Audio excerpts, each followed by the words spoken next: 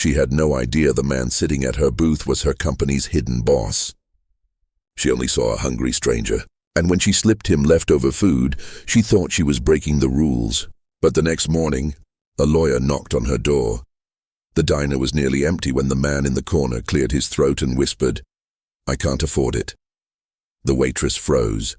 The smell of coffee and fried bacon lingered in the air, but the only sound she heard was his quiet shame. Customers turned their heads, some snickering, others pretending not to notice. She felt the heat of judgment pressing against her, but she couldn't just walk away. Her apron was stained from a double shift, her hair pulled back with a loose tie, her body aching from 12 hours on her feet. She looked at him, his jacket too worn for winter, his hands shaking slightly as he tried to hide them under the table. Without a word, she packed up a plate, slipped in a piece of pie no one had claimed, and placed it in front of him.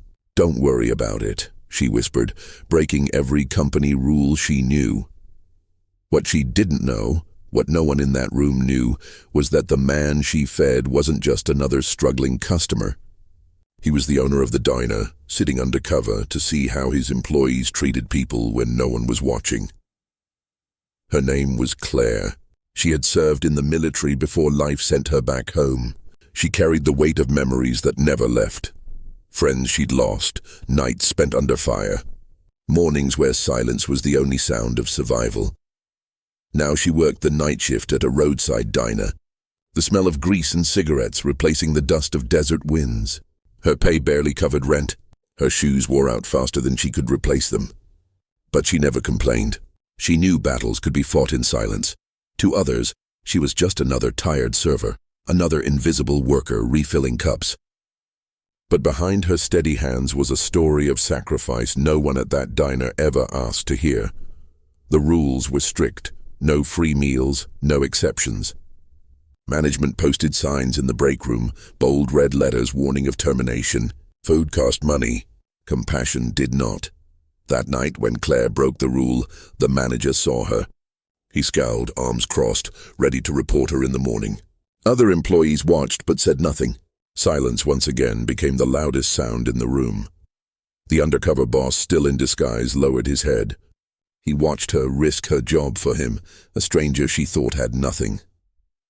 The pie sat warm in front of him, untouched, as he tried to swallow the lump in his throat. The next morning, Claire's heart pounded as a sharp knock echoed through her small apartment. She opened the door to find a man in a suit, stern, official, holding papers in his hand. Her chest tightened. Was this it? Was she being sued for kindness? The man introduced himself as a lawyer for the diner. Her hands trembled. She braced for punishment, but instead, his words cut through the silence. "Claire, the owner wants to see you. Right now." She walked into the diner expecting the end of her job. The staff gathered, whispers rising like a storm. Then from the back office, the man she had fed stepped forward, no longer hunched, no longer hidden. His voice was steady.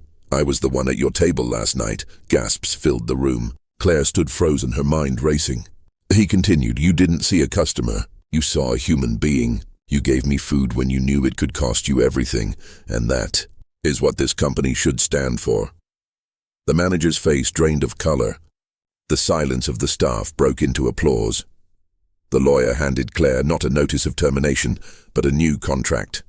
Better pay, full benefits, and a promotion. The boss had seen enough. He had watched rules crush humanity, and now he wanted her compassion to lead the change. Claire's eyes welled with tears, but she didn't say much. She had learned long ago that silence often carried more weight than words. That night, she returned to the diner. Customers looked at her differently now, not just as a waitress, but as someone who carried dignity in every quiet step. And on the break room wall, the sign about no free meals was gone. In its place, a new message written by the boss himself. Compassion is never a mistake. It's the rule. Kindness is the only rule worth breaking. Silence can carry more honor than 1,000 words. Compassion is never a mistake. It's the rule. The world is full of silent heroes like Claire, people who carry scars we may never see, who choose dignity when no one is watching, who risk their comfort to protect someone else's.